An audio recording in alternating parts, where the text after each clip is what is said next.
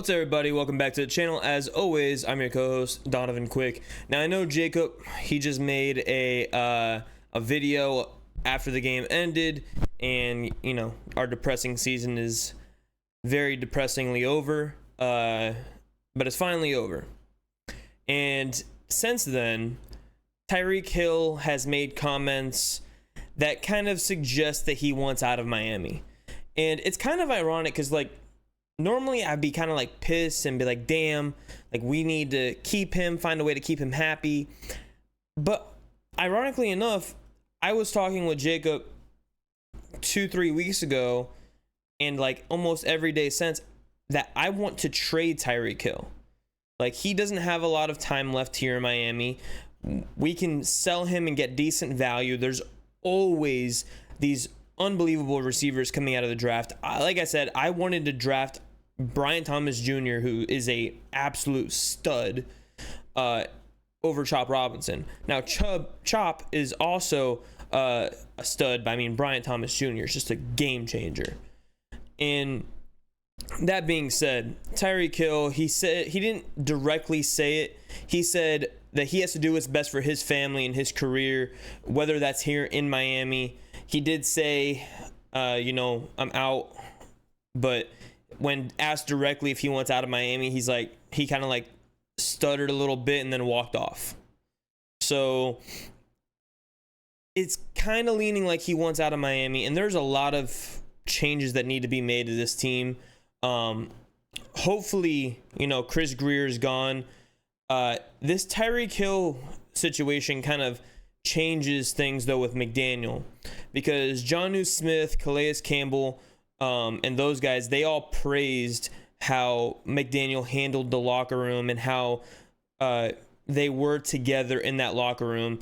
And, they stuck together from 2-6. They got all the way up to 8-8.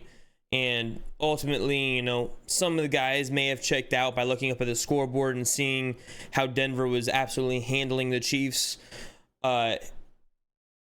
So that happening, not necessarily a good thing, having your players check out mid-game just because they're out of the playoffs. However, it's kind of it's natural human process to kind of be like, oh, well, damn, we're not going to make the playoffs. Why am I out here in this cold-ass weather hurting my body? Tyreek Hill was held out the entire fourth quarter, probably to protect himself, because of his wrist injury he's been playing through all season long. And he might have taken himself out.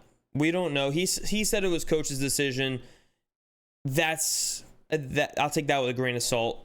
But at the end of the day, when he was talking about why this season was lost, and he's like, when your franchise QB is not here, it's hard to win games. And Snoop did a good job, not today, but that's your franchise quarterback, blah, blah, blah, blah. So maybe with the fact that he knows a little bit more about Tua's injury than maybe we know, maybe there's, he's tired of, Tua also getting injured all the time and the Dolphins not having a backup plan for it. Maybe he sees how this roster is constructed and doesn't see the vision for the future with this roster, seeing how, outside of him, Ramsey, Tua, Waddle, there's not a lot of big play guys. There's Sealer, Jordan Brooks, we picked him up on a 1-year deal. Tyrell Dodson only has a year left. Anthony Walker was on a year deal. Half of our starters are sitting on there on 1-year deals. Our offensive line, Rob Jones, he's a free agent. Liam Meichenberg is going to be an impending free agent. We have our center, we have our right tackle, and we have our future left tackle, Teron Armstead. He's probably going to end up retiring this offseason as well. So right there, you're missing your entire offensive line.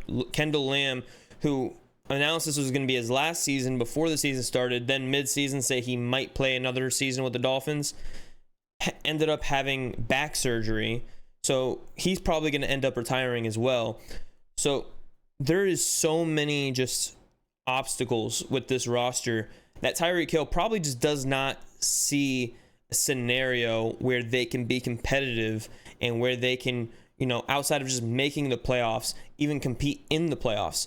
He talked about this is his first time missing the playoffs in his entire career. And that is something, right? That is worrisome. And it just sucks.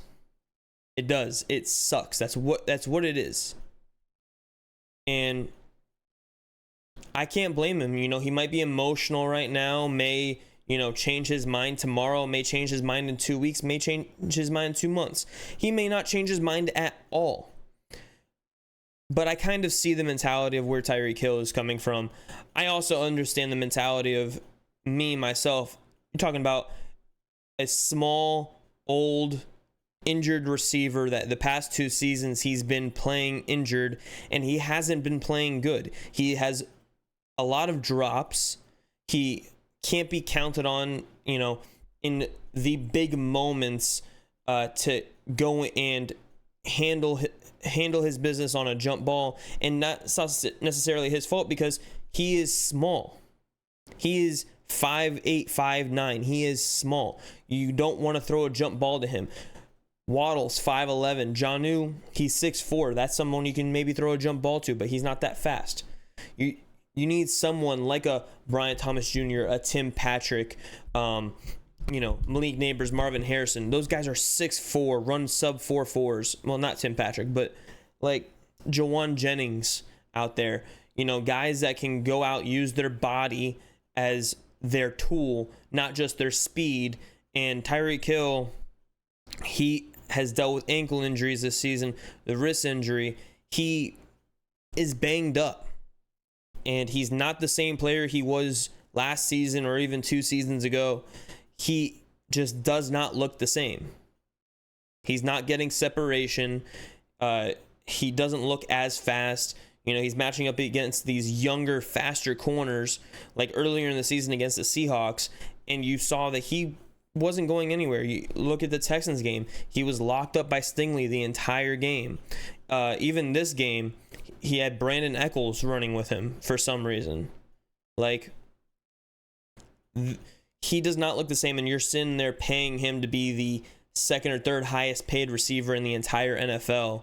Probably going to drop a little bit after Jamar Chase gets paid, but regardless, you're paying him to be that top guy that he no longer is. So it's probably time to move on from him, and that's just part of what it is. It just is what it is, right? It's nobody's fault. Oh, it's Chris Greer's fault. But that's for another video. Hope y'all have a wonderful night. Happy New Year. Same old Dolphins. Deuces.